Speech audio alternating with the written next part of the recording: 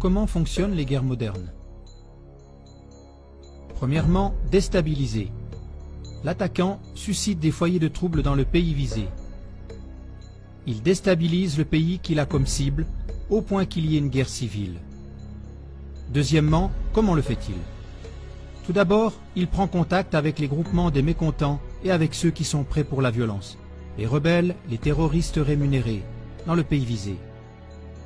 Pour lui, cela ne joue aucun rôle si ces rebelles prêts à la violence se composent de fans de football, de fanatiques religieux, d'extrême gauche, d'extrême droite ou autres.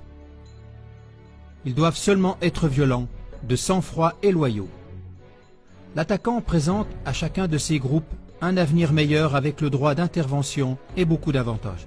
Ainsi, chaque personne motivée combat, peu importe par quel biais, pour imposer ses objectifs individuels.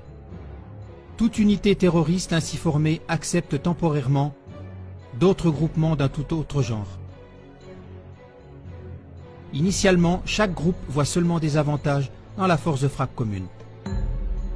La devise est « synergie par-dessus tout », frapper ensemble, marcher séparément. L'attaquant forme ainsi des groupes terroristes hétéroclites. Si un groupe rebelle extrémiste ne veut pas du tout se mélanger à d'autres qui pensent autrement, cela n'a aucune importance pour l'attaquant. Il le sépare pour des objectifs particuliers, par exemple pour des attentats suicides, etc. Troisièmement, l'armement et le financement. Au travers de mercenaires de son propre pays ou d'un autre pays, il forme les groupes de rebelles rassemblés préalablement en groupes de terroristes. Dans la mesure du possible, il fait cela en dehors du pays visé. Pour ce faire, il installe des centres de formation secrets le plus près possible de l'endroit visé. Si cela n'est pas possible, il les fait venir d'ailleurs. Il livre aux rebelles des quantités d'armes et de munitions à volonté. Il paye les rebelles pour aller au combat. Quatrièmement, l'attaque. L'attaquant étranger met en pratique son plan de combat de façon ciblée. Suivant la stratégie, il attaque aussi de façon ciblée des personnes civiles. Son but est surtout d'attirer l'attention des peuples et de susciter le cri au secours venant de l'extérieur. Bien sûr, maintenant, ce n'est pas l'attaquant organisateur qui est au centre des informations de presse, mais le mauvais gouvernement du pays à renverser, ou bien, si besoin est, ce seront les rebelles, c'est-à-dire les unités terroristes. Cinquièmement, les buts du véritable attaquant sont toujours les mêmes. Autant que possible, affaiblir l'objet visé à partir de l'intérieur. Accusation ciblée contre l'objet visé. Autant que possible, provoquer la confusion et l'impuissance des peuples. Autant que possible, créer le besoin pour un secours militaire venant de l'extérieur. Renversement et élimination du gouvernement visé. Mise en place d'un nouveau gouvernement venant d'entre les rangs des rebelles déclarés des bons rebelles.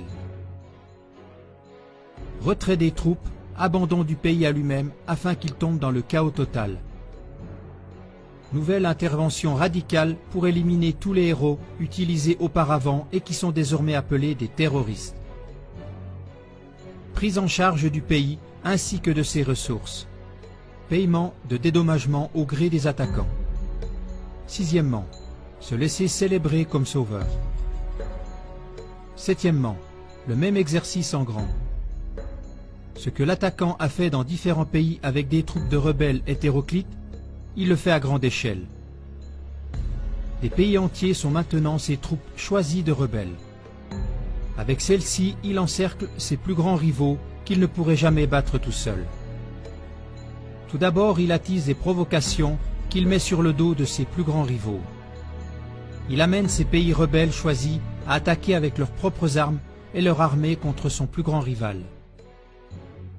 C'est seulement quand tous les pays ont tiré leurs dernières munitions, qu'ils ont perdu leurs meilleurs éléments et qu'ils sont ruinés que le véritable ennemi de l'homme, le véritable attaquant et belliciste intervient pour maintenant les vaincre tous ensemble. Qui sont les grands perdants? Tous ceux qui se sont laissés envoûter et utilisés par cet attaquant et belliciste retors.